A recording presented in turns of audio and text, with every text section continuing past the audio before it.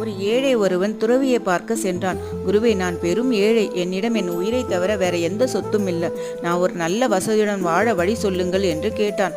அதற்கு குரு, 5000 ரூபாய் தருகிறேன், உன் கைகளை எனக்கு வெட்டி கொடு என்று சொன்னார். அவன், என்னால் 5000 ரூபாய்க்கு என் கைகளை இழக்க முடியாது என்றான். சரி, நான் உனக்கு 15,000 தருகிறேன், உன் கால்களை கொடு என்றார். அதற்கு அவன் ஒப்புக்கொள்ளவில்லை. வேண்டுமானால் 50,000 தருகிறேன், உன் கண்களையாவது கொடு என்று கேட்டார். அதற்கு அவன் முடியாது என்றான். உனக்கு 20 லட்சம் வேண்டுமானாலும் தருகிறேன், உன் உயிரை கொடு என்றார். அதற்கு அந்த ஏழை, என்னால் நிச்சயம் நீங்கள் சொல்வதை செய்ய முடியாது என்று கூறினான். அதை கேட்ட அந்த குரு, உன்னிடம் உன் உயிரை தவிர வேற எந்த சொத்தும் இல்லை. மேலும் எவ்வளவு பெரிய தொகை கொடுத்தாலும் கொடுக்க விரும்பாத விலை மதிப்பெற்ற உன் உயிரை கொண்டுள்ள நீ எவ்வாறு ஏழையாக முடியும்?